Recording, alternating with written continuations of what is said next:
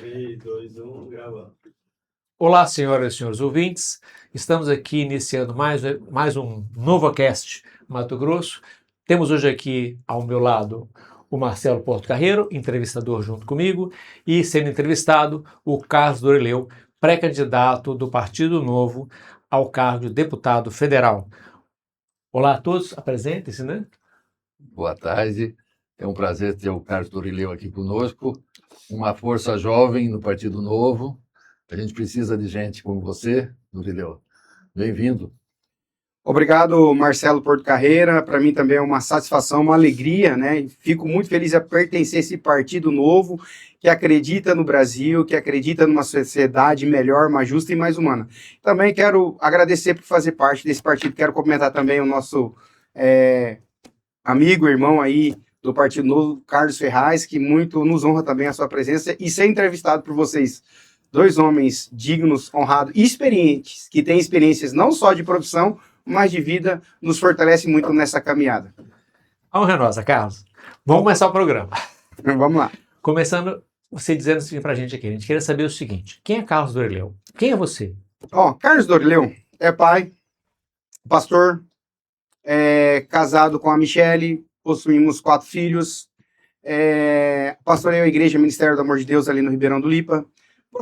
Fui professor da Faculdade Afirmativo, também policial militar durante 8 anos, servi a gloriosa Polícia Militar do Estado de Mato Grosso, onde trabalhamos na Polícia Rodoviária Estadual, trabalhamos na CIPS, Companhia Independente de Policiamento Especializado, trabalhamos em algumas cidades como Sapezal, trabalhamos em algumas viagens, no Fórum da capital. Confesso que quando trabalhei no Fórum ali foi uma experiência muito boa, onde eu fiquei ali no Tribunal do Júri, e é onde eu peguei uma paixão e um amor por fazer Tribunal do Júri. E a minha especialização hoje na advocacia também como advogado, há 16 anos, principalmente defendendo policiais militares. Então, Carlos Dorileu, o que é? Um amante, acima de tudo por Deus, cristão, né? E acredito que Deus ele constitui autoridades, e a Bíblia nos fala sobre homens que governaram, como Davi, como Salomão, como José, e que podemos fazer a diferença. Um dos pilares que a Bíblia fala que o segundo mandamento é que nós temos que amar o nosso próximo como a nós mesmos. E Jesus Cristo nos ensina. Jesus, sendo Deus, sendo Senhor, sendo Rei, serviu, veio, lavou os pés dos discípulos, sendo Rei, Senhor nosso, nos ensina isso. Que nós, quanto mais eu tenho comigo, sabe, Marcelo Porto-Carreira e Carlos Ferraz, quanto maior o cargo que Deus te der, mais você tem que servir as pessoas. Então, Carlos é uma pessoa que quem procurou entrar na vida pública, principalmente para poder servir as pessoas. Carlos, eu vou usar suas palavras aí, são tão bonitas. Entrar na política é parte do legado que você quer deixar para sua família? Insatisfeito com a política que nós estamos presenciando. Questão de corrupção, nós vemos aí a política, principalmente o Congresso Nacional, escândalo do Banco Master, escândalo do INSS, a legislação que precisa ser mais rigorosa. Como, por exemplo, nós vimos agora o caso que tivemos lá em São Paulo, um casal foi assassinado por intolerância do vizinho. E a sensação de impunidade é grande. Como agora do Reis Cardoso, pessoas que cometem crimes com crueldade deviam ser apenados, deviam ter uma pena rigorosa. Então nós precisamos mudar a legislação. Nós vemos aí o crescente número de mulheres vítimas de violência doméstica. Então não podemos mais tolerar impunidades. Não podemos mais ter a sensação de impunidade da justiça e segurança. Então, Carlos Dorileu resolve entrar na política para poder fazer uma boa política, sim, realmente, para que as pessoas possam acreditar. E o Partido Novo me proporciona isso, sabia? Acreditar no Brasil, acreditar nas pessoas. O Partido Novo é um partido que vê com os bons olhos. E nós temos grandes exemplos aí do Partido Novo que estão fazendo a diferença no Congresso Nacional. E eu quero, com a bênção de Deus, poder orgulhar não só o Partido Novo, mas também o Brasil. Bacana. Bom. Me fale da Michele e dos seus filhos. Como é que eles aceitaram, como é que eles estão vendo essa sua participação na política? Participação na política exige sacrifícios e representa riscos substanciais, né? Então, como é que eles estão enxergando? Fale da Michele e dos seus filhos, quem eles são, e depois me diga, como é que vocês estão vendo isso? A Michele, minha esposa, ela é paranaense. Conheci ela no cursinho, no pré-vestibular do Colégio Master, né? E foi interessante porque nós temos agora 26 anos juntos, foram 5 anos de casados, e 21 anos de casados, perdão, e 5 anos de namoro. A primeira pessoa, quando eu decidi, foi ela. Eu falei assim, se a esposa caminhar junto, vai ter sucesso, vai dar certo. Falei, amor, É um sonho que estava enterrado, é um sonho antigo que eu gostaria de estar participando. O que você acha? Aí ela sempre acha assim, um homem de fé, um homem de... Ela fala assim, meu amor, eu vou te apoiar. É seu sonho, conte comigo, vou estar juntos. E eu tenho 4 filhos, o Isaías, que ele já está estudando faculdade, segundo semestre de Direito, e ele fala assim, pai, eu não vejo a hora de estar aí na rua, obedecendo, acompanhando a legislação com o Senhor, pedindo apoio e tal. Então, uma das coisas que tem sido e me fortalecido nessa caminhada é que a família está unida. Eu vejo assim, o provérbio fala assim que uma corda de 3 dobras é mais difícil de romper. Então, a nossa família está unida e focada nesse propósito, nesse objetivo, que é de conquistar essa vaga no Congresso, de ser aprovado na convenção e poder fazer a diferença no nosso Brasil. Carlos, você tem a idade de um dos meus filhos. Então, vamos lá. Vou falar de família também. Que ensinamentos você trouxe dos seus pais para te fazer ser essa pessoa maravilhosa que você é? O ensinamento que eu sempre procuro é aquilo que a Bíblia nos ensina, pautado nas palavras de Deus, que você tem que amar o teu próximo, honrar o teu pai, honrar a tua mãe e honrar as pessoas. Ou seja, eu aprendi que nós estamos aqui para servir. Meu avô nos ensinava que nós temos que honrar com os nossos compromissos, que nós temos que honrar a nossa pessoa. Então, o ensinamento que eu trago, o meu legado, da minha herança, dos meus familiares, é que a nossa família é uma família tradicional aqui no Cochipó, principalmente na cidade de Cuiabá, que é a nossa capital.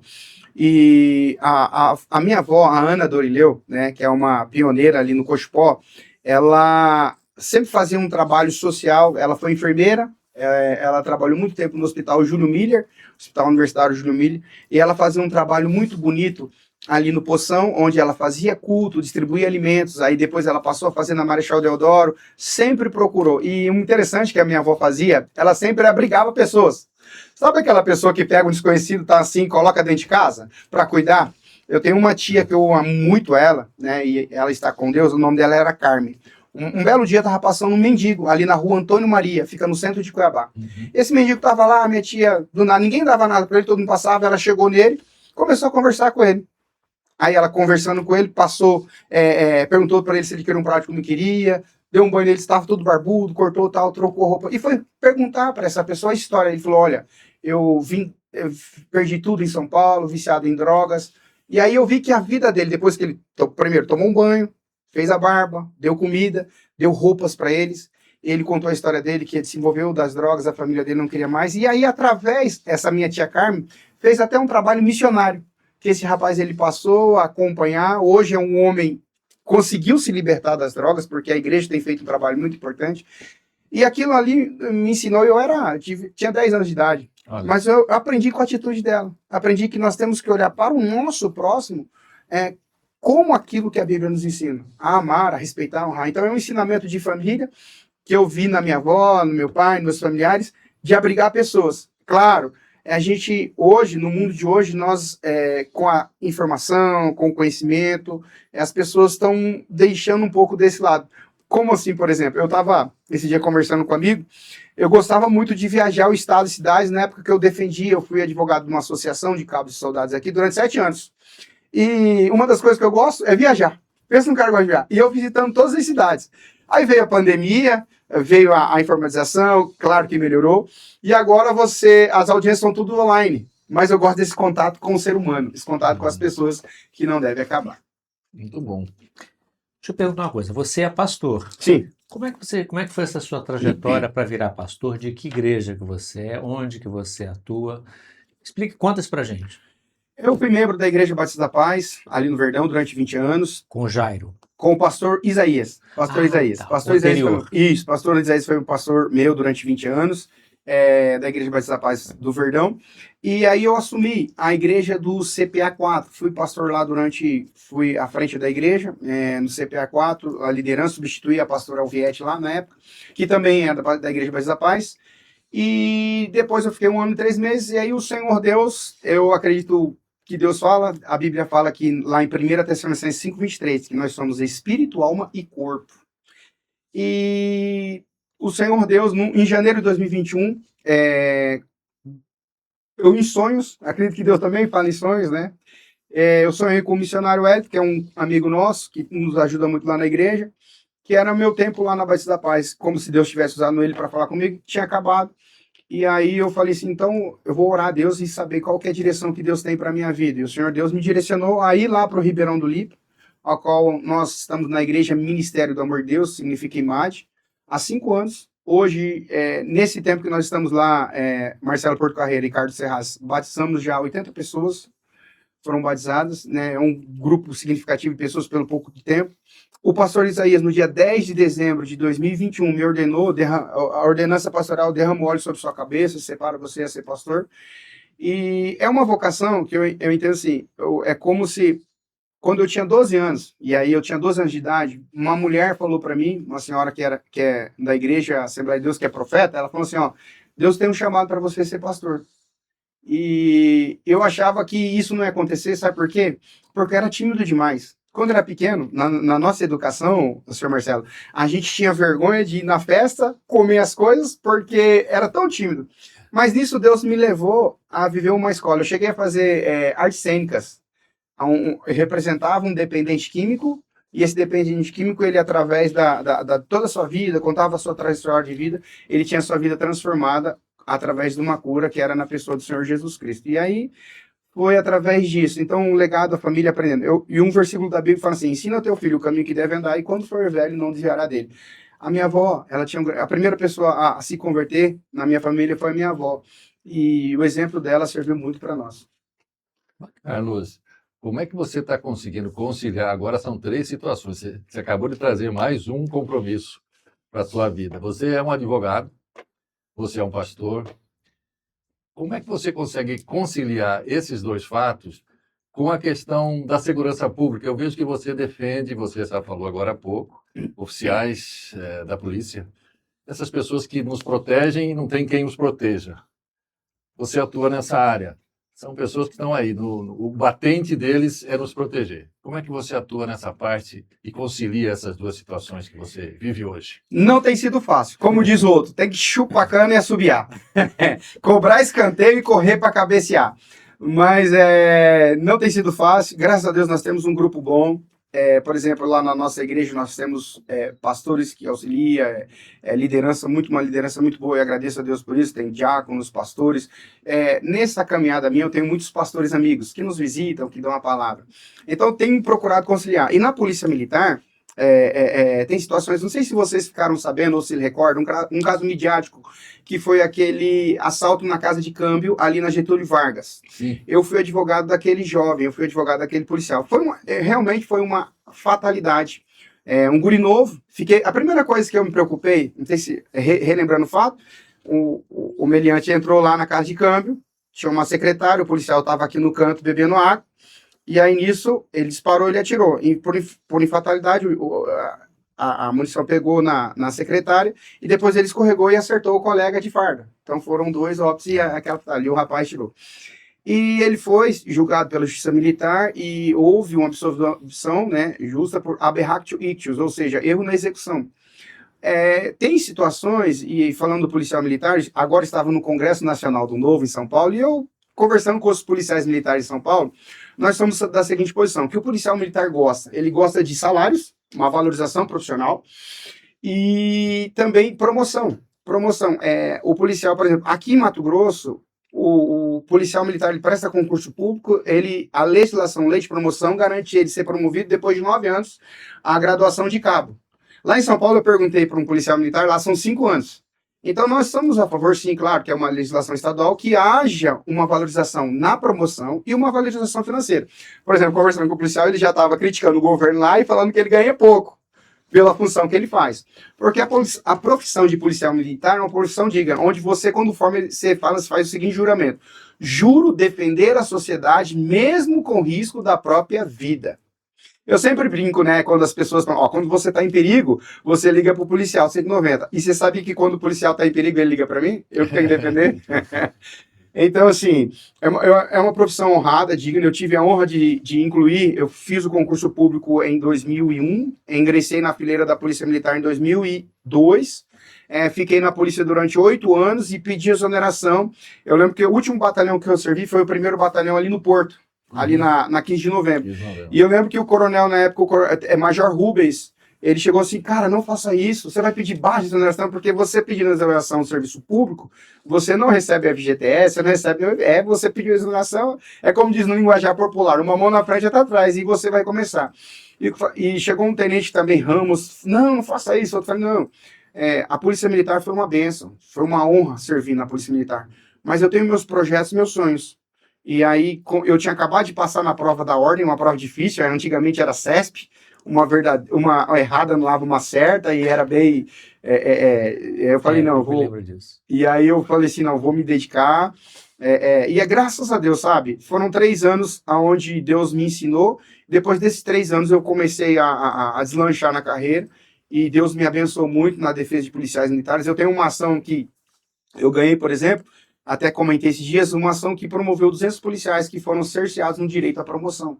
Eles deveriam ter sido promovidos. A legislação militar da lei de promoção garante eles a promoção, só que aí a administração pública não promoveu eles. E aí eles fizeram o pedido, foi negado, aí nós tivemos que entrar com uma ação judicial. Você falou tudo isso muito bem e eu gostaria de saber que mensagem você daria para alguém que gostaria de entrar na polícia. Eu incentivo a entrar porque é uma instituição muito boa que preza pela hierarquia, pela disciplina. Se você tem um sonho de entrar na Polícia Militar, eu falo sempre para as pessoas, faça a faculdade de Direito. Porque hoje, para ingressar nas fileiras, na época que eu ingressei, ainda era segunda, hoje tem que ter nível superior. Porque a faculdade de Direito é uma faculdade que ela te garante a ser policial militar, a ser policial civil, a ser policial federal, a ser delegado. E as matérias que caem na disciplina, que caem no concurso, são matérias de direito. E eu tenho até uma história de uma estagiária. Ela é estagiária, passou na prova da ordem, trabalhou no meu escritório. E na época eu estava defendendo ali a Associação de Cabos Soldados, que eu viajava todo o estado, hoje peguei muito caso, até dei um caso de um policial que estava sendo acusado depois lá certa divisa de tráfico, onde os traficantes, olha só o que eles fazem. Eles denunciam um bom policial, que está batendo em cima deles, denunciam na corregedoria para a corregedoria afastar, e acusando esse policial de ter praticado crime de corrupção e tal, mas na verdade, porque tudo que você acusa, você tem que ter prova. Forjam prova e tal. Não tinha prova, o policial foi afastado, depois de um tempo ficou comprovado que era mentira, e aí esse policial, só que esse policial hoje foi promovido, é primeiro tenente, atua lá na cidade de Comodoro, e essa estagiária hoje, ela fala assim, doutor Carlos, o senhor me ensinou tudo. Hoje ela é primeiro tenente da polícia, passou no concurso da Polícia Militar, começou no meu escritório, ela fala assim que o escritório de advocacia abriu o concurso, ela teve 1 mês para estudar. Ela falou assim que o escritório de advocacia foi uma escola, foi o meu cursinho preparatório, e hoje eu sou tenente da polícia, primeiramente, graças a Deus, é o escritório do senhor. Parabéns. Então nós contribuímos. Ela trabalha na região de Cuiabá, Pedra 90, é tenente da polícia e muito feliz de ter trabalhado com a gente. Eu queria voltar à questão religiosa. Sim. Hoje existe dentro do Estado brasileiro um movimento para afastar as pessoas religiosas, especialmente pastores, dentro da igreja, dentro da política, né? Sob o argumento que o Estado é laico, fazendo uma confusão entre Estado laico e laicismo, que são coisas diferentes. Como é que você particularmente vê essa questão da participação de pessoas religiosas dentro da política e cristãos, etc., especialmente no momento em que perceba que os cristãos estão sendo... têm apanhado bastante do governo, né? Como é que você enxerga isso? Eu parto do princípio de um provérbio bíblico que está lá, provérbio 29:2, que diz assim, que quando os justos governam, o povo se alegra, mas quando o ímpio governa, o povo geme. Então, a partir do momento que você tem uma pessoa que é honesta, que é honrada, que tem disciplina, que tem princípios e valores, com certeza ela não vai meter a mão no dinheiro público, ela não vai roubar, ela não vai furtar. Até eu faço menção a uma fala recente do Donald Trump, que é presidente dos Estados Unidos, que ele disse que os cristãos precisam entrar na política. Porque se os cristãos não entrarem na política, a política vai tirar o direito deles de serem cristãos. E como é que você vê essa questão do Estado laico? A nossa Constituição Federal, e é um embate que... Não, assim, veja assim, eu não faço nenhuma confusão em relação a isso. Eu não queria responder a pergunta para você. Eu não queria responder para você, mas para mim não tem confusão. Porque no preâmbulo da nossa Constituição Federal é sobre a proteção de Deus, invoca a Deus. Eu entendo assim, que nem... Aí eu chego recentemente nós tivemos no Rio de Janeiro uma promotora de justiça que criticou o fato de uma mulher fazer uma oração no início de um evento. Ela foi muito infeliz na fala dela e criticando aquela mulher. Eu acredito na liberdade de expressão, na liberdade religiosa, Sim. né? Para que todos sejam respeitados, para que todos tenham esse direito, né? De professar sua fé, sua religião, e que sejam respeitados. Eu respeitando o seu direito, você respeita o meu. Eu confesso que a minha interpretação, agora eu vou responder, a minha interpretação sobre aquela procuradora é que ela nunca leu o preâmbulo da Constituição. Isso. Além de não ter lido o preâmbulo da Constituição, ela também não conhece história, porque a Constituição ser laica é uma proteção das religiões contra o Estado. É o Estado que é proibido de interferir nas religiões. Mas é perfeitamente legítimo que pessoas religiosas participem do Estado, não somente é legítimo, quanto é desejável. Né? A gente viu no Brasil uma situação amalucada, em que você tem procuradoras como aquela que desconhecem a história e desconhecem o preâmbulo da Constituição. E tem mais, isso aí acabou gerando uma volta desse assunto à mídia, de uma maneira geral, e volta e meia você vê na internet uma pergunta sobre, por exemplo, você é a favor de ensino religioso na escola? Eu já recebi umas 3 perguntas dessas nas minhas lides aí midiáticas. Isso acabou trazendo um debate, eu acho que gostoso e necessário, porque isso estava sendo relegado a tão segundo plano, ou seja, quem é contra tinha conseguido abafar o assunto de uma forma tão vil, que hoje nós estamos aí falando sobre isso. Perguntando para você, o que é que você acha de ensino religioso nas escolas? Aí. Eu sou da época que você, quando entrava na escola, tinha que cantar o hino nacional brasileiro, o hino da bandeira, e eu tinha essa matéria, ensino religioso. Eu sou totalmente a favor. Ensino religioso nas escolas. Como materializar aquele artigo da Constituição que diz que o ensino religioso, que as escolas públicas são obrigadas a oferecer o ensino religioso, ele é facultado para os alunos fazê-lo ou não? Como materializar? Porque perceba, você foi uma escola pública que tem ensino religioso? Não. Em qual? Mas não tem Hoje mas não está escrito na Constituição que tem que ter. Aliás, eu até perguntaria para a ilustre procuradora lá, procuradora, não sei, por que ela não faz o enforcement of the law desse artigo da Constituição, que é assim, ó, que diz que as escolas têm que ter obrigação de ter ensino religioso. O que você acha disso e como implementar isso de verdade? Através de uma regulamentação no Congresso Nacional, né, uma legislação de regulamentando, eu sou a favor no Brasil que volte a matéria de ensino religioso, para que as pessoas possam aprender. A Bíblia, eu falo assim, que a Bíblia é uma bússola que nos conduz a conhecer mais a Deus. Por quê? Ela demorou aproximadamente 1.600 anos para ser escrita, por autores, ou seja, lá em 2 Timóteo 3,16 fala assim, que toda a escritura é divinamente inspirada por Deus. Deus inspirou homens a escrever a sua palavra, né? Então, eu sou a favor, sabe, Carlos? Meu posicionamento é favorável, é o hino nacional, vou até mais além, é o hino nacional, a questão da pátria, a bandeira, respeito, né? E que tenhamos, sim, a matéria, que voltemos à matéria de ensino religioso. Para mim foi bom, para mim eu cresci. E você, antigamente, você não, até tem pessoas que não gostam, né? Senhora professor, senhor professor, havia um respeito, Sim. O professor é um mestre, ele é como se fosse um segundo pai, você tem um respeito, uma admiração pelo seu professor. Hoje não, hoje acreditamos num Brasil novo, o novo acredita no Brasil, e eu acredito no Brasil, eu acredito que vai ter mudança. A gente está vendo isso acontecer, isso que você falou com relação ao respeito aos mestres, na época a gente chamava de mestre. Professor e mestre. Parece que volta nas escolas militares. Os colégios militares estão trazendo de volta esse conceito de respeito. Mas isso me fez, vocês falaram de política, agora eu vou fazer uma pergunta política, você que está entrando na política. Dessas propostas de emendas parlamentares, aí constitucionais, melhor dizendo, que estão em vigor aí, em termos ainda de propostas, algumas delas você defenderia sendo representante nosso lá no Congresso? São vários. Primeiro que eu acho que a questão de imposto único, até baixar alguns impostos, tínhamos que ser cortados. O brasileiro ele paga imposto muito caro, muito alto, né? Reforma tributária. A questão da segurança, aí são, assim, eu falo da questão da... como eu atuo na área da advocacia, na área da segurança, na área... são propostas como, por exemplo, eu sou a favor da questão de...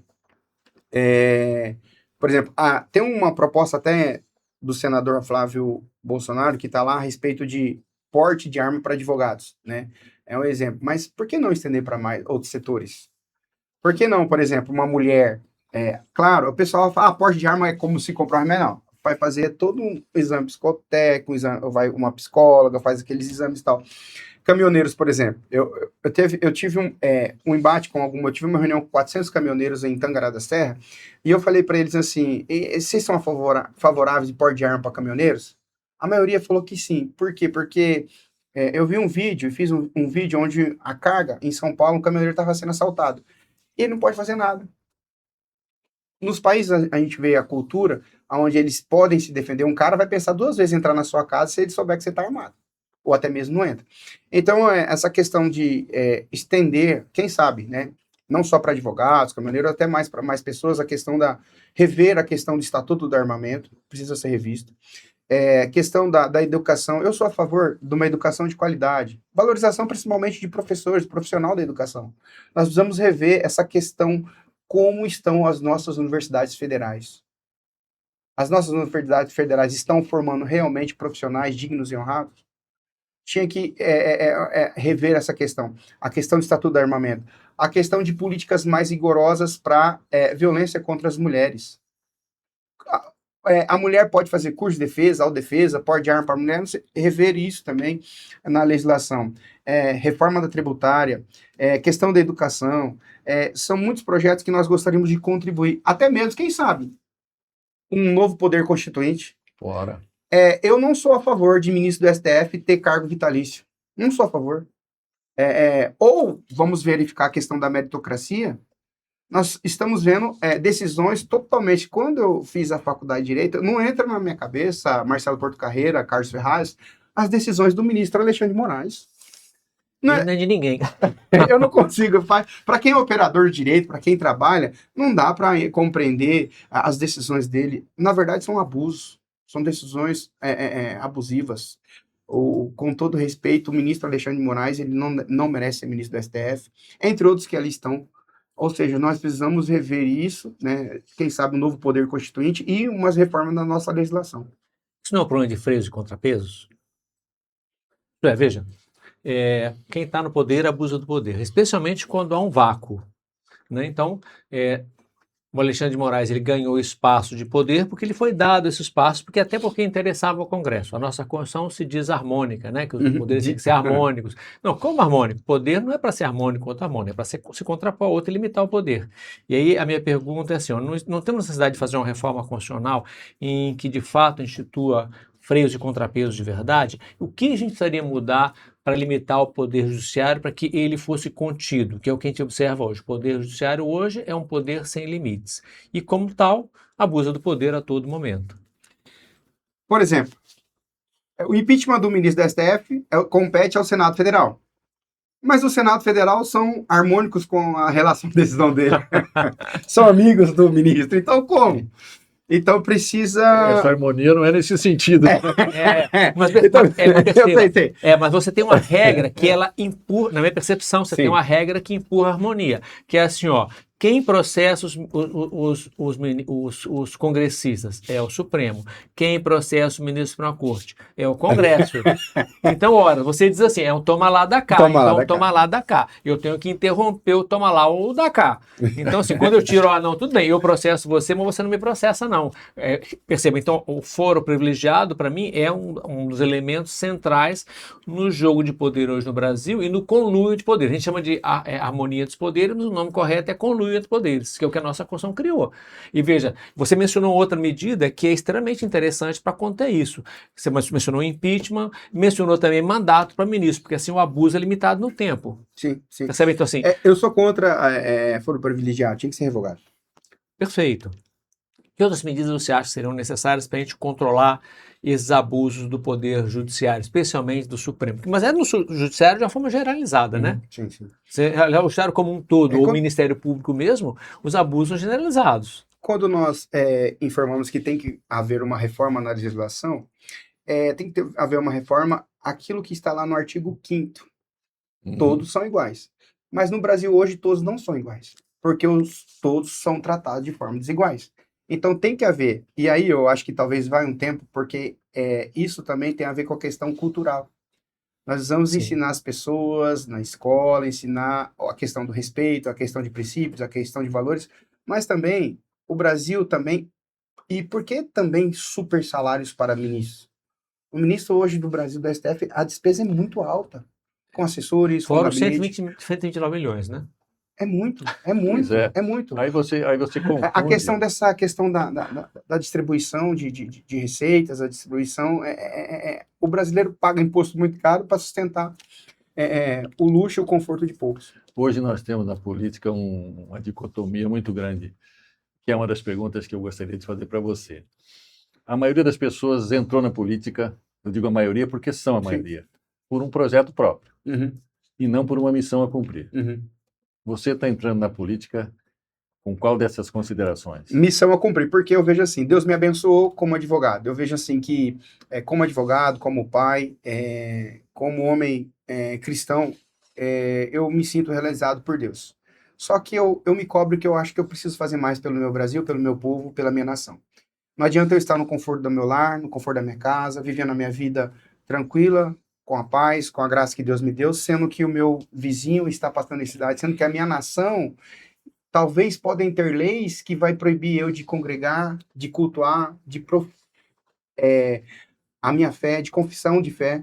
Então eu preciso mudar. E uma das coisas que eu quero é impedir que o mal cresça. É a missão de contribuir com a nossa nação, sob o ponto de vista que nós podemos mudar o Brasil, nós acreditamos no Brasil. Você sendo uma pessoa séria, não pegando aquilo que não lhe pertence. Mas você sabe que isso é o nosso desiderato. O Partido Novo tem esse perfil, ele não veio por um projeto pessoal, por um projeto de um grupo, por um projeto, enfim, que não outro, que não cumpriu uma missão, que é recuperar esse país, salvar esse país, trazer esse mundo todo que se perdeu para trás, que já foi, que nós não temos mais como recuperar, Sim. é olhar para frente. É olhar para frente como gente como você, como pessoas como você, dispostas a fazer isso, a não fazer do seu papel lá um projeto próprio. Sim, uma missão e que ela se alastre, contamine com o vírus bom Sim. a população de uma maneira geral, que estará vendo isso acontecer. Nós estamos vendo o vírus do mal Sim. tomando conta do país. E estamos tentando injetar no sangue da população um vírus bom, da política boa, da política certa, da política correta.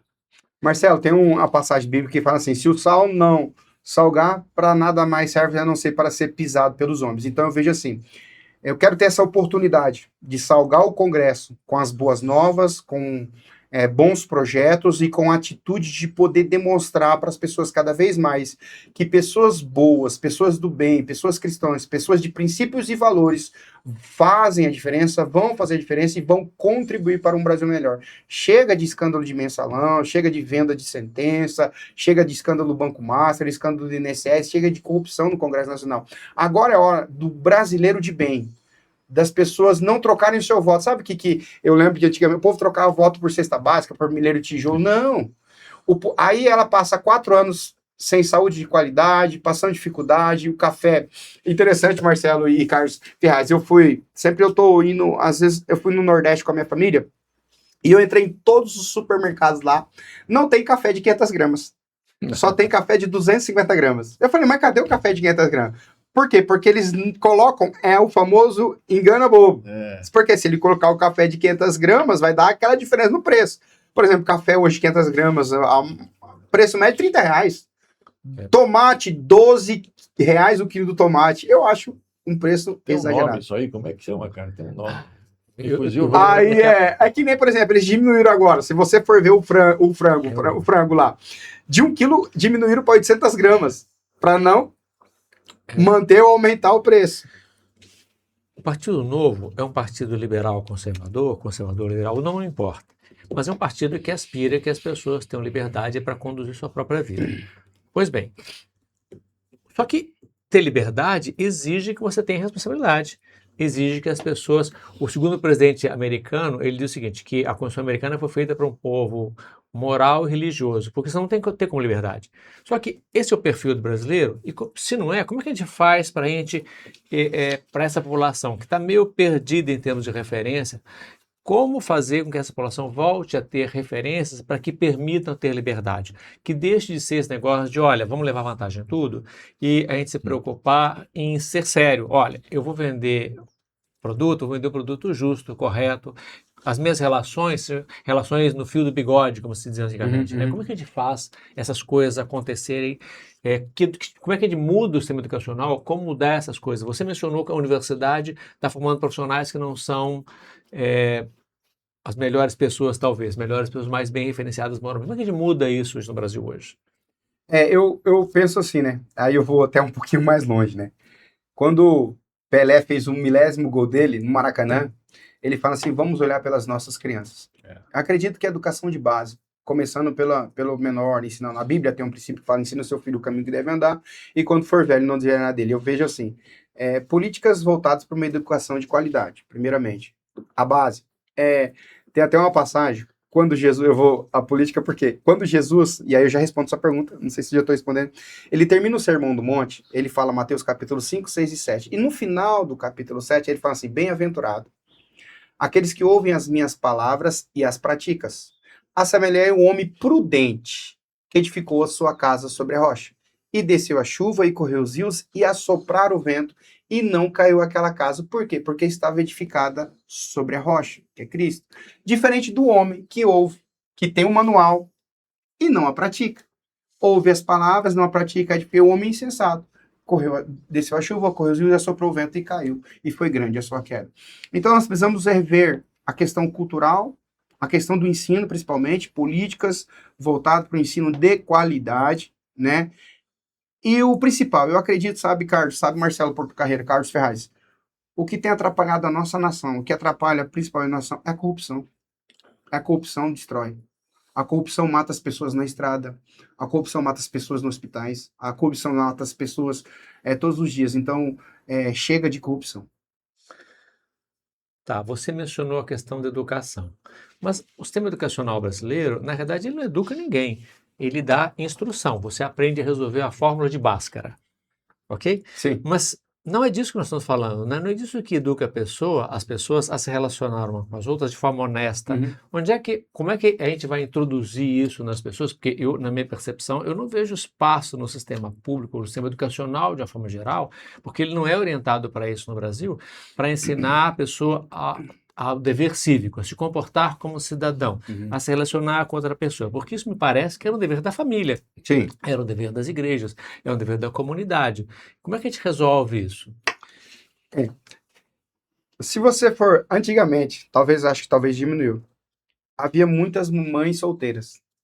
E principalmente isso acontece na época de carnaval, sabia? Conta esse período do carnaval. 9 meses depois. 9 meses depois. Mais solteiro, E aí nós passamos a imaginar o seguinte: essa mãe solteira ela não tem condições de dar uma estrutura para a família. E nós estamos vendo crescendo o número de lares disfuncionais. Que tem uma frase que eu sempre ouvi quando era pequeno, que a família era a célula-mãe da sociedade, né? Então eu vejo assim, você tendo uma família estruturada, uma base estruturada, você vai ter uma sociedade saudável estruturada. Contrário também. Como que nós estamos fazendo? E aí eu volto para aquilo que eu falei em Mateus 7. Como que nós estamos fazendo na nossa base? Aqueles que ouvem a prática, edifiquei a sua casa sobre a rocha. Então, com relação a uma educação, ver uma política, na verdade, projetos para o Brasil de uma educação de qualidade. Apoio às mães solteiras, apoio às mulheres, um desenvolvimento, assistência social e desenvolvimento com as prefeituras. A qualidade. É possível você ter uma sociedade que seja educada, que seja voltada a ter uma cultura, mas você precisa ensinar essa sociedade. E ver onde que nós estamos errando.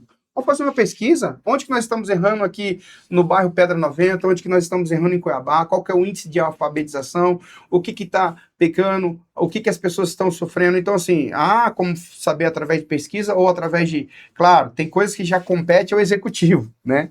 A função do deputado é legislar, é criar leis, é fiscalizar o governo federal, é contribuir sim. Hoje, o Marcelo até falou das emendas parlamentares, que isso... A Atrela atribui muitas prefeituras, né, a apoiarem candidato A ou candidato B, mas nós somos a favor do seguinte, Carlos, de chamar, principalmente, iniciativa privada. A iniciativa privada precisa você ver a questão. Por exemplo, lá nos Estados Unidos, né, o senhor tinha citado os Estados Unidos, a gente citou lá, a maioria das faculdades são pagas, né, e são públicas, né? elas têm um valor totalmente diferente do Totalmente nosso. diferente. Não tem nem como discutir esse assunto. E aí nós já vamos à questão de colônia, de exploração, a formação americana, né? Mas eu vou aproveitar essa deixa Mas só aí para já falar, questão de história. ver com vocês uma coisa interessante, com você. Uma coisa que eu acho interessante. E por ser mais idoso, ou ter mais idade que Mais vocês, experiente. mais experiente, eu passei por uma educação familiar onde a gente tinha a família ali. A mãe estava ali, o pai estava ali. Hoje, os pais estão lá. Quando eles voltam para casa do serviço, eles ainda continuam lá, porque traz o serviço para casa, tem a internet para fazer. E o filho fica meio esquecidão, como se esqueceu a educação na escola. A escola perdeu esse caráter educacional, vamos dizer, básico. Vamos lá, ensina-se a fazer conta, mas não como aplicar a conta. A matemática está ali, os números, 2 mais 2, divide-se, multiplica-se, soma-se, mas na prática isso não é ensinado na escola. Você aprende ali como se fosse um beabá mesmo. Aprendeu a falar, aprendeu a fazer número, mas não aprendeu a usar. Não aprendeu a discursar, não aprendeu a fazer as contas. E em casa, o que está acontecendo hoje? Nas famílias de hoje, o tempo se esvai de uma maneira tão rápida, a gente às vezes começa o dia e já acabou. E não deu atenção para o filho. O filho chegou em casa, às vezes, o pai entra e fala: oi, meu filho, tudo bem? Vou ali no computador que eu tenho que fechar um negócio, tenho que defender uma tese de um cliente meu que está com problema. E a família está ficando de fora. Vamos dizer assim, é um manjar para a oposição isso aí. Os partidos de esquerda amam essa situação que nós estamos vivendo hoje em dia, porque eles estão querendo fazer exatamente isso. Isso é colocar farinha, trigo no bolo da esquerda, que quer destruir a família, porque ela é a base de tudo que nós estamos falando aqui. Como é que você vê isso? Eu vivi isso na pele. Eu lecionava, fui professor da faculdade e eu gostava muito. Amigo da turma, eu saí de casa 6 da manhã e chegava 11 da noite. E eu agradeço a Deus pela vida da minha esposa, Michele. Ela chegou, chamou no canto, ela falou assim para mim, ó: e aí? O que você pensa? Você é um ótimo professor, ótimo profissional, e eu agradeço por ser meu esposo. Tem hora que você tem que ser chamado por alguém. E ela falou assim: mas você não está vendo os nossos filhos crescer. Eu sei que você ama o que você gosta de lecionar, mas você vai ter que decidir entre você ser professor da faculdade e entre você acompanhar o crescimento dos seus filhos. Aquilo me fez pensar uma semana, fiquei sem dormir, e eu tomei uma decisão que eu tinha que cortar. Eu falei assim: é verdade, a Michele tá certa. Fui falar com, na época, coordenador, diretor, pedi exoneração de serviço de professor de faculdade para ter mais tempo com os meus filhos em casa. Aí eu passei a levar meu filho no futebol, Pois é. passei a acompanhar meu filho nos estudos e passei a estar junto dele. E o meu filho falava: nossa, pai, ele chegava assim: foi o melhor dia da minha vida estar com o senhor aqui no meu futebol, foi o melhor dia da minha vida ver o senhor aqui. Pá, eu lembro que o meu filho foi disputar um campeonato ali no Cidade Alta, e aí ele ia cobrar um pênalti e tal, eu subi, ali eu não esqueço uma cena, que eu gritei, os pais, cara, eu subi igual Homem-Aranha no alambrado, feliz com a vitória do meu filho, depois ele bateu um pênalti, falei assim: aí, ó, se eu tivesse lecionando, eu ia perder o crescimento. Hoje, graças a Deus, está bem encaminhado, está no segundo semestre direito, é um menino digno, honrado. O outro também, filho meu, são 3 homens e uma menina, né? Também está bem encaminhado, os outros todos estudando, e aí eu tenho e me sinto privilegiado pelos filhos que Deus me deu, e pela família que eu tenho, e pela orientação da esposa. A esposa precisou falar assim: aí, vamos ter muito dinheiro e crescer profissionalmente e perder nossos filhos, ou nós vamos ter? Então, há momentos na nossa vida que nós precisamos refletir e parar, e ver o que é melhor para nós. E hoje eu estou feliz e sou feliz porque eu tenho a minha família me apoiando, eu tenho os meus filhos e minha esposa apoiando nessa caminhada, nesse projeto. Então, eu lhe faço uma pergunta. Como a gente pode transformar isso numa política pública, ou se é o caso, transformar em política pública? E eu vou contar uma história. No governo do Bolsonaro, ele fez uma medida que ele cortou benefícios das mulheres que eram casadas e pagar benefícios apenas para as mulheres que eram solteiras. Aí o que aconteceu? Em poucos meses, o número de pessoas nas famílias no CAGED caiu assim, estrondosamente. A gente não sabe se o número foi fraudado ou se as pessoas se separaram de verdade só para dizer que estavam separadas ou se separaram de fato. Mas foi um fato que aconteceu. Você perceba, políticas públicas, elas produzem impactos na sociedade real. E aí, você mencionou da necessididade de proteger as mães solteiras. Não deveria proteger talvez as mulheres que são mães de uma forma geral? Como é que a sociedade pode lidar com isso? Porque tem um discurso, e eu concordo totalmente com esse discurso. O papel social mais importante é o papel da mãe. Nenhuma sociedade sobrevive sem mães. Mas hoje, na minha percepção, a gente judia um bocado das mulheres. Sim. Porque na hora que elas vão para o mercado de trabalho, ela tem que ser mãe, ela agora tem que trabalhar na casa, mãe, daqui a ser pouco. esposa. Exatamente, é um monte de coisas que ela tem que acumular. Como é que a gente resolve isso, né? Como é que a gente lida com isso? Tem que ter uma política pública? Não tem que ter? Se tem que ter, como é que você imaginaria uma política para tratar disso? Eu vejo que as mulheres têm que ser tratadas com valorização. Muitas mulheres recebem menos que os homens. Eu acredito na isonomia salarial entre homens e mulheres. Também eu vejo assim, a minha esposa, ela trabalhou durante 20 anos no serviço público, por exemplo, a gente se virando nos 30, filho pequeno, e hoje ela está no lar. Ela está afastada do serviço público para ter mais qualidade com os nossos filhos, porque nós temos um filho de 10 anos e uma filha de 6 anos. Então, precisa sim, Carlos, Marcelo Porto Carreira, de criar soluções para valorizar a mulher no trabalho. Quem sabe a mulher já tem o direito, a questão do auxílio maternidade, entre outros mais, uma valorização que os lares, e eu vejo assim que os lares onde tem as mulheres participando da criação dos filhos, são os lares mais sólidos. Eu falo pelo meu lar, falo pela minha família, eu falo negócio. Mas eu vejo assim, aqui eu tentando responder a sua pergunta, eu não sei se eu vou tentar chegar na mesma linha de raciocínio. Por que não criar incentivos e leis para empresas que valorizem essas mulheres no mercado de trabalho? Isso leva a uma consideração, Carlos, que eu tenho certeza que você vai levar aí a ser a sua colocação. O trabalho no lar hoje, as pessoas que têm o sistema, tem o computador, tem o acesso, tem a inteligência artificial, o cara é funcionário público, ele pode desenvolver parte do trabalho dele em casa. Essa não seria um privilégio que a mulher teria, porque ela tem o filho, ela fica grávida, e tem série de situações que a mantém em casa por mais período do que o homem, mas não a impede de fazer o seu trabalho. Sou a favor porque a mulher trabalhando lá, ela é capaz de produzir mais e melhor. E fazer as duas coisas, Sim. Cuidar dos filhos, cuidar Sim. da casa, cuidar do marido e cuidar do trabalho. Eu sempre brinco com a minha esposa que ela consegue fazer 3 coisas ao mesmo tempo, eu falo, amor, eu só consigo fazer uma. Eu também. Né, cara? Eu vou te colocar uma pergunta difícil. Ixi, Eu gosto das perguntas Vou difíceis. pedir ajuda do doutor Ricardo, meu amigo Porque, de Rafael. um lado, assim, a gente enxerga a necessidade da sociedade como um todo reconhecer aquilo que é o papel das mães, né? Que é um papel central para a formação dos jovens. A gente reconhece isso. Mas, de outro lado, políticos, como, por exemplo, muitas das políticas que são implementadas aí, elas empurram esse ônus para os empresários. Só que a empresa, ela não é uma entidade de resolução dos problemas sociais.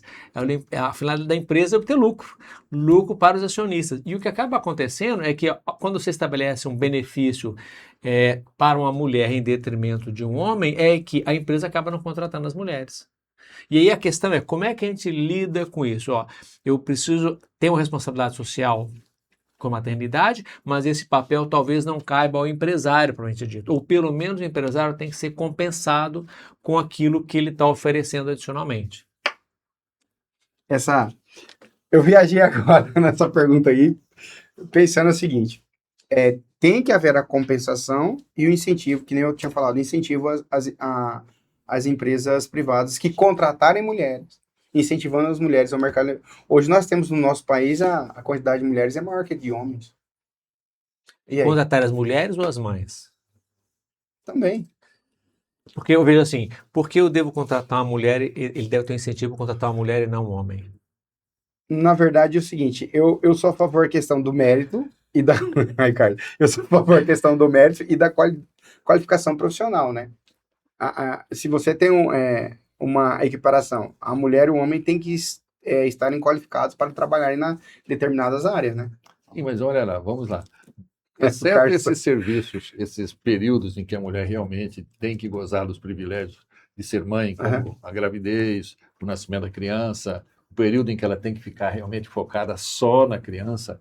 Mas eu acho que uma legislação que permitisse que a mulher, sem que comprometer o benefício do lucro do patrão, tivesse essa condição de ser mais uma pessoa que pudesse trabalhar em casa mais do que ela hoje trabalha, é obrigada a trabalhar no serviço, a função dela permite que ela trabalhe lá, porque existem funções de trabalho que são muito difíceis da mulher cumprir.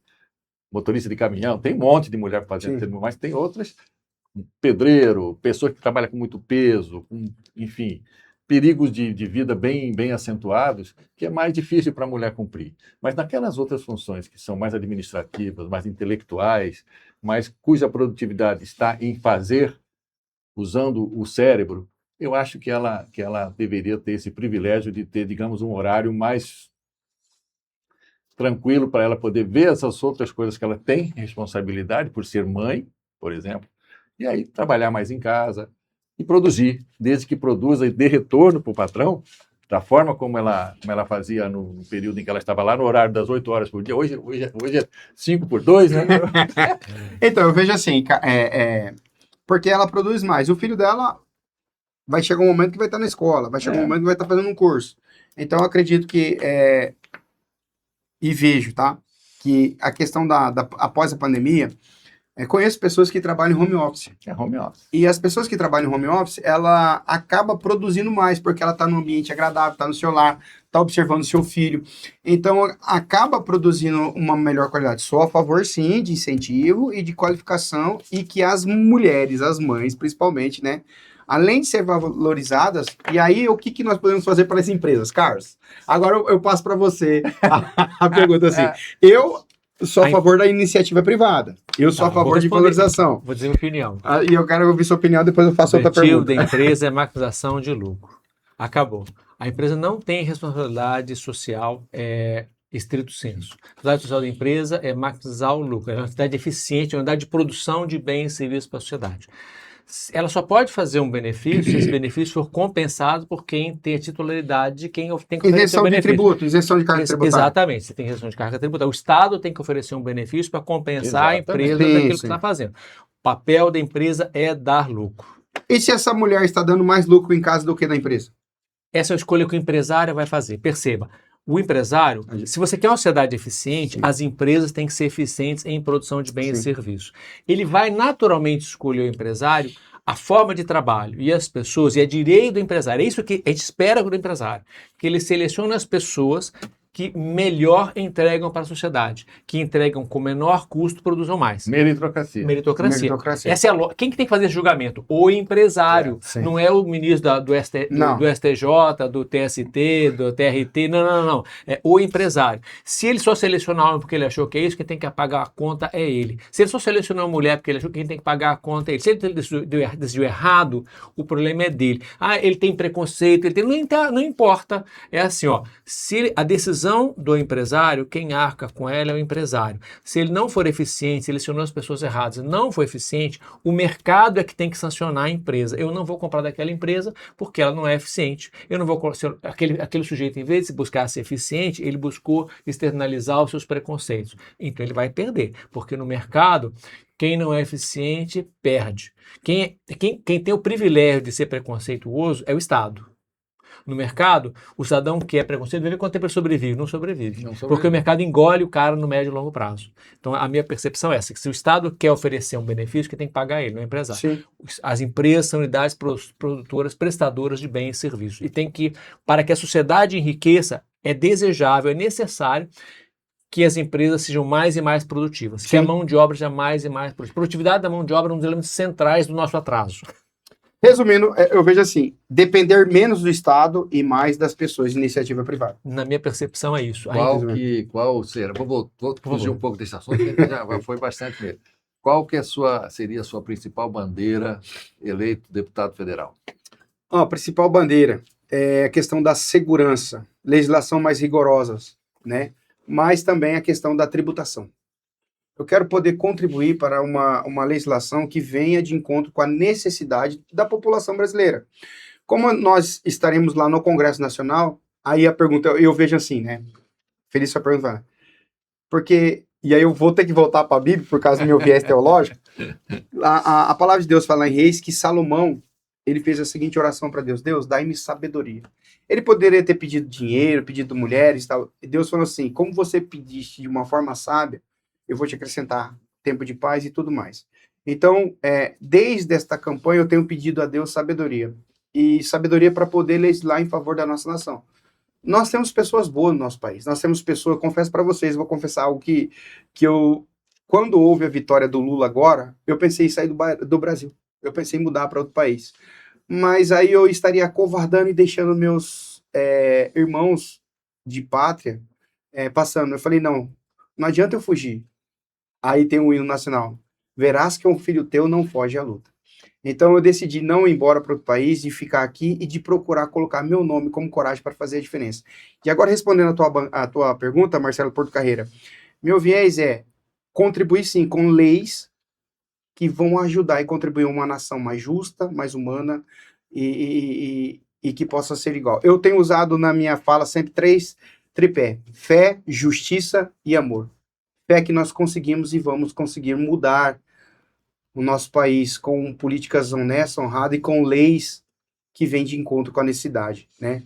Justiça, para que nós possamos contribuir que lá no Congresso, quem sabe, comissões parlamentares de inquérito que venham apurar mesmo que o corrupto, que o ladrão sejam condenados, leis mais que venham de encontro. E amor no que faz, amor ao próximo. Então, a minha principal bandeira, eu falo que sim, é porque, como você, numa mesma pessoa, você é advogado, você foi professor, você é pastor, você é pai, então, não que você tenta abranger tudo isso, eu quero contribuir sim. E agora você vai ser político. Agora político. Eu quero contribuir, a minha principal é a segurança e uma legislação que vem de encontro com a necessidade das pessoas, principalmente no nosso país. Tá, então de segurança eu quero fazer uma pergunta para você. Até 2. Não, vou fazer uma só. O PCC e o Comando Vermelho são organizações terroristas internacionais? Devem ser consideradas. Sou a favor. Tem um projeto de lei, inclusive tem um projeto de lei no Congresso Nacional para ser considerada. Sou a favor que seja. Tá, então eu vou fazer a segunda pergunta aqui. Aproveita o embalo. Hein? Vou aproveitar o embalo. De Uma sugestão, segurança só ainda. tá faltando uma xícara e um café aqui pra gente ir até meia-noite. Não, isso aqui foi um erro estratégico. Tem que ter a xícara de café. Tô brincando, estratégia. A minha pergunta é a seguinte: as forças militares são capazes de dar segurança para todos os cidadãos ou o cidadão tem que se defender? Porque perceba, o Estado consegue ser onipresente? Primeiro que o Estado não consegue ser presente e, infelizmente, o governo do PT sucateou as forças de segurança. Principalmente o Exército Brasileiro foi sucateado. Durante o governo do PT, nós sabemos que ele não é bom administrador, que ele só entra lá para interesse próprio. Então, ele sucateou principalmente as Forças Armadas, né? Agora, eu sou a favor de uma política armamentista. Como assim? Que o cidadão tem que ter o direito de se defender. A Bíblia conta no livro de Esther, havia um homem, né, que queria destruir o povo judeu. E o povo judeu, ele falou, e agora? Aí, onde Deus usa a rainha Esther, né, Amã queria destruir o povo judeu, mas apareceu um homem Mardoqueu. E a lei dos medos e dos persas não poderia ser revogada nem mudada.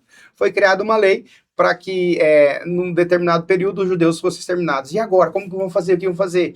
Esse homem que queria isso foi enforcado, morreu, mas assume a rainha Esther. E aí o seu tio fala assim, agora se eu tenho poder, você vai ter que criar uma lei com sabedoria para resolver a questão dos extermínios judeus. Sabe qual que é a lei que ele cria? Ele cria uma lei onde os judeus têm o direito de se defender. Ou seja, essa lei, nós temos aí Israel, não foi exterminado o povo judeu, a história conta isso. Então, sou a favor de que os nossos jovens, sou a favor de escolas cívicas militares, sou a favor, quem sabe, os jovens, tanto homens como mulheres, sirvam ao exército brasileiro. Tem países, como Israel, que eles terminam de servir e levam o fuzil para casa. Eles levam o fuzil para casa. Se eu não me engano, na Suíça também. Suíça é assim. Então, será que não seria tempo de rever isso?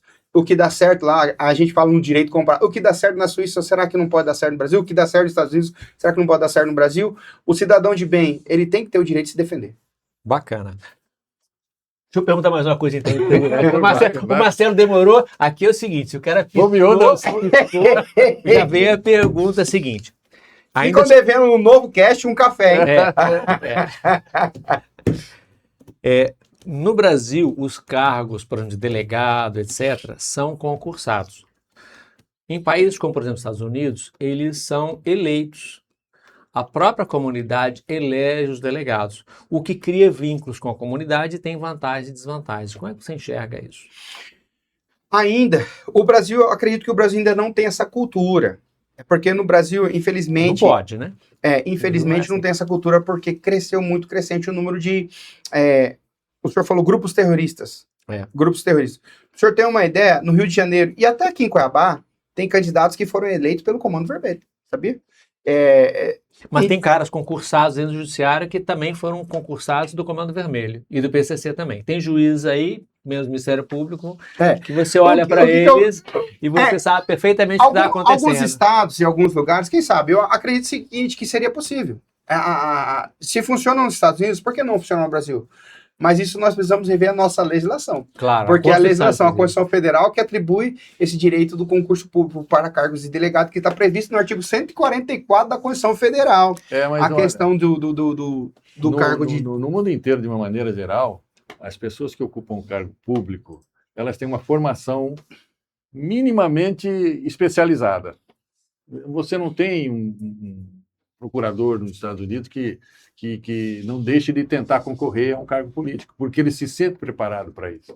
Ele trabalhou na defesa de alguém, trabalhou na acusação de alguma coisa, trabalhou na formação de alguma lei, de algum projeto que seja beneficiário para o país que ele vive.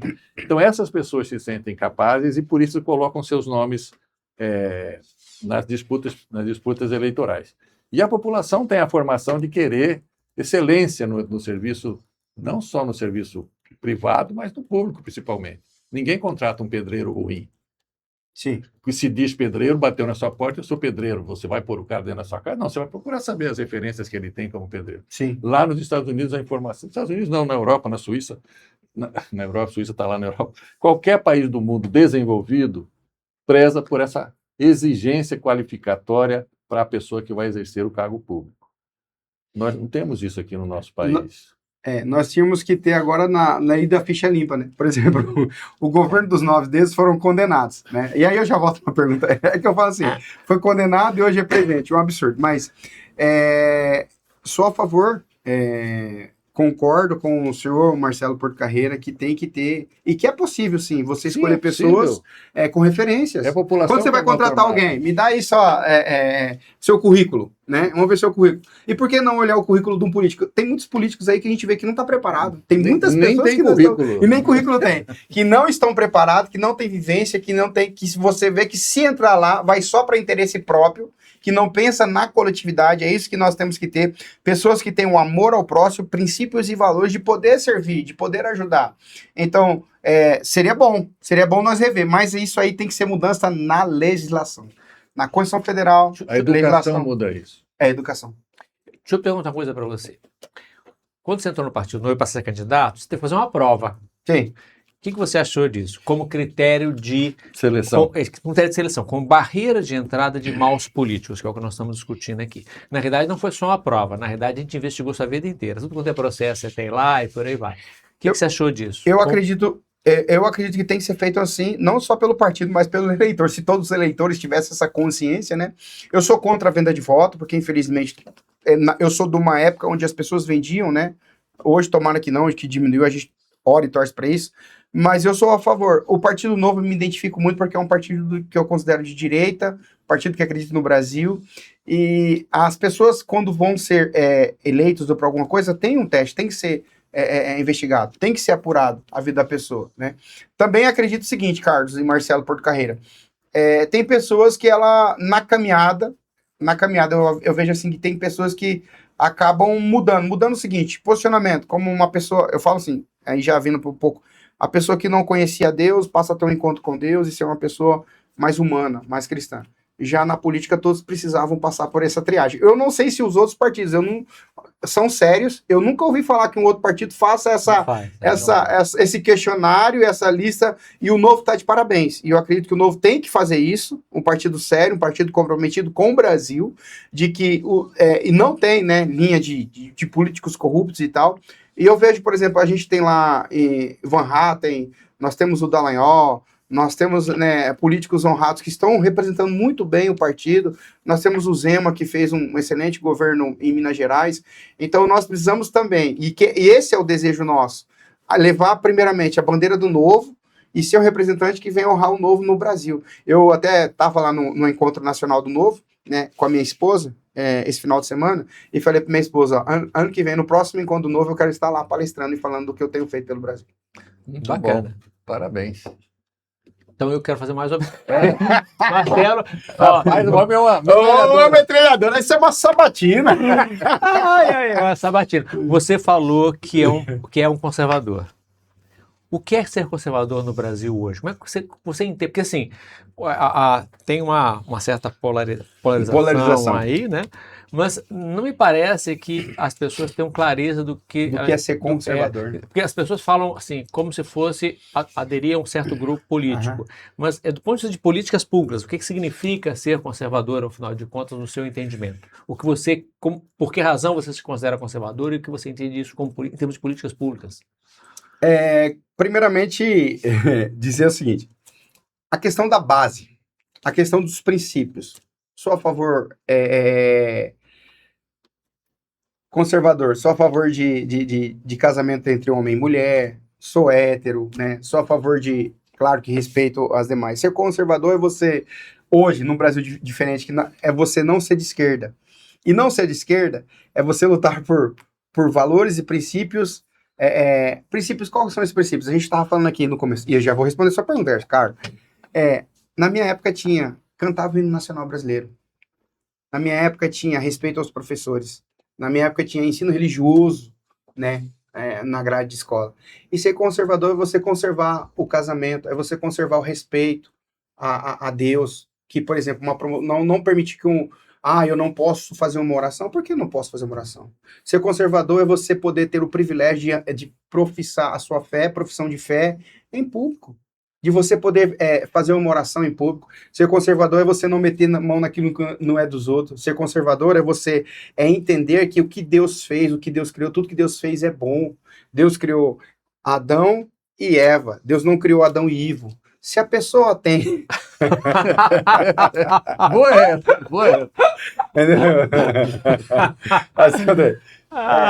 Não foi Adão e Ivo. Se a pessoa tem, né, tem aquela sua opção sexual, ela não pode exigir e me obrigar. Não, respeito, mas você fica na sua. Agora, ela optou. E uma das coisas que eu acho interessante é que Deus fala assim, lá em Apocalipse 3:20, eis que estou à porta e bato. Deus, ele não invade a porta do coração de ninguém. Deus, até aí, Deus respeita. Só que o conservadorismo é você crer na família, é você crer em Deus, é você ser pessoa... Hoje você no mundo que nós vamos lutar para ter, a pessoa é taxada de careta por ela ser honesta. Anda na contramão. Ser conservador é você ser honesto no Brasil. Ser conservador é você não meter mão no dinheiro público. Ser conservador é você lutar por um Brasil mais justo, mais humano. Então eu vejo assim, como que pode o escândalo de tamanha proporção do INSS, a CPI, os penduricalhos, né? Então nós temos que... ser conservador é você ser honesto. Ser conservador é você ter sua esposa. Ser conservador é você buscar viver uma vida voltada a princípios e valores humanos. Como pode, por exemplo, imagine, se a sociedade fosse só, exemplo, homossexual, como que a gente vai ter uma sociedade? Como que vai procriar? A questão aí a gente já vai para a área da biologia e tal, né? Como que se eu não tivesse casado com a Michelle, como que os meus filhos não iam nascer? Então, laboratório, agora a gente tem inteligência artificial, tem robô, mas e aí? Não são seres humanos. Até mesmo nós precisamos rever os conceitos de uma legislação que não deixe a questão da humanidade de fora, porque a inteligência artificial daqui a uns tempos vai estar dominando todo mundo, todo o mercado, senão já está. E isso tem que ser revisto na nossa legislação. Então, ser conservador é ser uma pessoa do bem. Você sabe que a inteligência artificial é a melhor forma de conservadorismo que existe no mundo, desde que se saiba aplicá-la, porque ela não cria nada. Ela vai buscar na experiência do passado, toda a informação que está disponível hoje, que ela toda foi gerada por alguém, né? Por os homens. As boas e as más estão lá. Sim. E ela tem que se apropriar só apenas das boas. Essa é a grande questão. Mas o conservadorismo tem um predicado, uma qualidade, que eu acho que é muito pouco entendida, de que tudo tem tempo. As coisas não precisam ser precipitadas. O conservadorismo não é contra a mudança. Ele é contra a velocidade com que elas estão acontecendo, sem que haja tempo que a humanidade absorva, toda a humanidade, não só aqueles que querem as mudanças, até aqueles que são contra essas mudanças que podem estar havendo sociais, como você está começando comentando aqui, E o Partido Novo tem esse perfil de querer que essas mudanças aconteçam, não é contra nenhuma das mudanças que estão acontecendo aí, de forma radical, mas e sim da forma como ela está acontecendo. Vamos com calma, o mundo está mudando, vamos mudar junto com o mundo, mas não vamos atropelar o mundo, não vamos fazer com que o mundo vire esse que está virando por essa pressa. De repente apareceu a inteligência artificial e todo mundo pensa em usá-la para tirar proveito, e não para produzir bem, para produzir melhor, produzir com qualidade, para produzir para todos. Então, isso é um dos perfis do Partido Novo. A gente quer utilizar a inteligência artificial de forma correta, para o que ela veio. Então, por Tudo aí que é vai utilizado para o bem, né, bom proveito da coletividade de forma justa, honesta, né, serve, né, Carlos? O que isso você aí. acha, Carlos? O que eu acho? Você acha que eu consegui responder a sua pergunta ou ainda não? Fugiu um pouco do tema. Não, eu acho que assim, veja assim, a sua resposta foi uma resposta direta e honesta. Veja assim, conservadorismo tem vários significados, né? Uma delas é, se eu fosse usar uma palavra para escrever conservadorismo, precaução, que é o que o Marcelo está se referindo, né? Conservadorismo é a política da precaução. Mas ele é outras coisas também. Então, por exemplo, tem um conjunto de crenças que fazem parte do pensamento conservador e que são relevantes. Por exemplo, hoje na sociedade tem um discurso que desigualdade é ruim. Não. Por quê? Nós somos iguais mesmo. É normal que sejamos iguais. Nós temos capacidades diferentes, temos habilidades diferentes, tomamos decisões diferentes ao longo da vida, usando nosso livre-arbítrio. Nós tomamos decisões, uns melhores, outros piores, uns mais errados, outros mais corretos. Nós seguimos caminhos diferentes. É óbvio que o resultado é diferente e existirem resultados diferentes não torna ninguém menor, ninguém menos digno. Então, assim, esse é um elemento central do conservadorismo, por exemplo. Olha, é aceitar que, desigualdade não é um problema, não, nunca foi, não. O problema é quando o cara na condição de extrema pobreza. Essa é outra coisa. Pobreza é uma coisa, desigualdade é outra. Então, por exemplo, esse é um elemento central do conservadorismo normal. Outro elemento, não existe liberdade sem propriedade. Liberdade e propriedade são coisas que andam juntas. Não existe esse negócio de conversa fiada de socialista conservador. Não faz sentido. O conservadorismo, ele presume que você tem um direito de propriedade. Esse é um direito dado por Deus, decorrendo da natureza humana, em que, as pessoas têm o direito à propriedade do próprio corpo. Então, o direito à propriedade do próprio corpo. E o trabalho, o fruto do seu trabalho, é fruto seu, não é de mais alguém. Então, é você quem tem que decidir o que vai fazer. Você tem todo o direito de acumular aquela propriedade que você adquiriu como fruto do seu trabalho e enriquecer com aquilo. E isso vale tanto no bolso individual quanto no bolso social. Sociedades que não têm direito de propriedade, elas caminham para o fracasso. Sim. Em todos os casos foi tentado. E tem outros princípios também que são considerados. Mas assim, a gente precisa discutir, essa é uma longa discussão. Essa é uma longa discussão, nós podemos marcar um encontro. Segundo. Podemos marcar. Não, sou totalmente a favor do direito de propriedade. Enquanto você trabalha. Perceba, tem outras coisas elementares. Olha, nem todo mundo nasce boa. Esse é um princípio central. Olha, o Marcelo está falando aqui, as pessoas querem mudar, tem muita gente querendo mudar, aí vem um discurso que é necessário mudar, inovação, mas para. É o seguinte, quem falou que essa inovação é boa? Não é porque é algo novo que é bom, mas o velho é que é bom. Carlos uma vez falou uma coisa que eu sempre uso hoje na minha prática diária mental. Se é bom para alguém, vai ser ruim para alguém. Alguém vai se prejudicar com aquilo que é bom para uma quantidade de gente, mas alguém vai sofrer uma consequência com isso. Então a gente tem que pensar nessas consequências, nessas pessoas que vão sofrer a consequência. Isso é ser conservador, é ser... Isso. Não existe ação estatal que ela não cause um dano a alguém. Não existe. Toda ação estatal causa um dano a alguém. Então a gente tem que refletir nessas mudanças que as pessoas propõem, porque vai causar um dano, é o que o Marcelo está dizendo. Não existe ação estatal para isso. Tá? Então, assim, mas eu acho que assim, eu estou satisfeito com a sua resposta, uma resposta correta, honesta. Assim, o mais importante é a honestidade das respostas, das intenções, que é o que a gente busca aqui no nosso podcast. E eu, particularmente, estou satisfeito aqui. Eu também estou felicíssimo de ter participado. Já completamos 2 horas já. Acho que já deu, não deu? Então, eu queria que você... Aliás, primeiro, Marcelo, você tem alguma pergunta adicional? Não, eu fiquei muito feliz, estou muito feliz de estar aqui conversando com você, Carlos, com vocês dois, Carlos, né? Duplamente carlificado aqui. Carlos Ferraz, os Carlos, né? Carlos que significa viril, fazendeiro, né? De virilidade. Eu não sabia disso, não. Significado não sabia, Carlos. Não. Mas é Então, é muito bom estar com você, participar desse primeiro podcast. Primeiro de muitos, tomara que tenham muitos. Primeiro podcast nosso. Isso é uma honra. Você foi um privilégio. Nós somos os privilegiados de ter você aqui na primeira edição do nosso podcast do Partido Novo. E eu queria agora deixar com você essas últimas palavras. O que você gostaria ainda de dizer adicionalmente, que eventualmente ficou faltando aí, que a gente interrogou, você foi quase interrogatório isso aqui, né? Botamos a lâmpada aqui. Não deram água para ele? Não deram água, não teve café, Sugestão, não teve água e bolacha, café. não teve bolacha. Colocamos o cara aqui e interrogando sem parar. Abraçado aí com o livro. Ele se segurou. Da próxima vez ele vai trazer a Bíblia. Ele achou que fosse salvá-lo, fosse o livro de políticas públicas do Novo. O livro não ia salvar, Não é, não. O livro de políticas públicas do Novo não vai te salvar, não. Mas então, o que você queria dizer de adicional aí para o nosso público? Marcelo Porto Carreiro e Carlos Ferraz, eu me sinto feliz, honrado, grato a Deus pela de vocês, pelo privilégio de pertencer, fazer parte do Partido Novo. O Partido Novo que tem um lema que acredita no Brasil, eu acredito no Brasil também. É fácil porque quando você se coloca na posição de querer ser pré-candidato a um cargo político, você vai receber críticas, sugestões, você vai, nessas andanças que a gente está viajando aí pelo estado de Mato Grosso, nós vemos pessoas, e estamos vendo pessoas que estavam desacreditadas e estão passando a acreditar. Quando eu falo que um cristão, mas você é cristão, né? O que você quer? Eu falei, por isso. Jesus, ele fala lá em João 3,16, que é conhecido como versículo áureo, que ele fala assim, que Deus amou o mundo de tal maneira que deu seu único filho para todo aquele que nele crê não pereça, mas tenha vida eterna.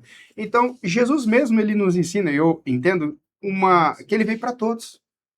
Eu quero, Deus me dando o privilégio de poder conquistar uma cadeira no Congresso Nacional, legislar que venha de acordo com a necessidade da sociedade brasileira, claro, de uma forma conservadora, né? De uma forma que a forma como está sendo conduzido o nosso país, nossa ação, eu não concordo com muitas coisas, e muitas injustiças estão sendo praticadas, seja na questão de educação, seja na questão de segurança, seja na questão de armamentista, mas eu quero, nas minhas considerações finais, agradecer. Eu sou grato porque eu tive o privilégio de conhecer um partido sério, que eu me identifico, e é o Partido Novo. O partido de pessoas que você tem princípios. Marcelo, engenheiro civil, o senhor é concursado TCU, que é aposentado. E se vocês são meus exemplos, eu olho para vocês e vejo assim, eu não posso, assim como e vocês são exemplo de uma sociedade brasileira honesta, que é uma parcela daquele povo brasileiro que acorda cedo, que vai trabalhar, que volta para casa. Então, nós precisamos, eu acredito que eu posso fazer diferença. E aí, o hino nacional, quando fala assim, verás que um filho teu não foge à luta, porque eu confesso para vocês que quando o governo PT ganhou, deu uma tristeza, deu uma vontade de ir embora, mas eu falei assim, não, eu não posso me acovardar. Eu vou lutar, eu vou colocar meu nome para que eu possa honrar a sociedade, honrar a cidade de Cuiabá, que é a família tradicional cuiabana, honrar o estado de Mato Grosso, porque eu tive o privilégio de viajar todas as cidades, defendendo, apresentando artes cênicas, e eu acredito no novo, eu acredito no Brasil, eu acredito que eu posso impedir que o mal cresça no Congresso Nacional. Eu posso impedir que coisas ruins aconteçam. Eu posso permitir criar leis para que eu possa ter a liberdade de poder orar. Eu quero poder, todo domingo, pegar minha família e ir para um culto, onde ali nós nos encontramos, nós louvamos a Deus, nós cultuamos. Isso pode acontecer e ser impedido no Brasil. E cadê os nossos representantes lá no Congresso Nacional para fazer diferença? Eu quero permitir que pessoas possam ir na missa. Eu quero permitir que pessoas possam ir na igreja. Eu quero permitir que pessoas possam fazer aquilo que elas gostam, ou seja, incentivo à iniciativa privada, mais ainda iniciativa privada, ou seja, a valorização das mães, das mulheres, ou seja, eu quero fazer a diferença. E para isso, eu confesso para vocês que estou muito feliz que estou no partido certo. Estou ao lado de pessoas que Deus colocou na minha vida. Eu confesso que eu gostaria de contar muitas coisas, experiência de vida, até testemunho daquilo que Deus tem feito, até mesmo a história do comitê, a história de coisas que vão acontecer, mas vai ter o tempo oportuno. Vai. Eu espero que essa seja a primeira de muitos novo cast aqui, e sempre que puder, pode me convidar que estarei pronto a estar aqui para ser sabatinado por essa dupla aí, abençoado. Vocês estão de parabéns com perguntas pertinentes e honrado. Obrigado por estar aqui nesse novo cast e obrigado por participar. E vocês já fazem parte, né, da minha vida, porque eu acredito que nós vamos juntos contribuir para um Brasil melhor. Nós estamos agradecendo a sua presença, Carlos. É sempre um prazer recebê-lo. Espero que venha mais vezes. Adorei, gostei muitíssimo de sua presença aqui e agradeço especialmente você ter colocado o seu nome para o cargo de deputado federal. Obrigado, Carlos Ferraz. Obrigado, Marcelo Porto Carreiro. Deus abençoe. Amém. Amém. Maravilha.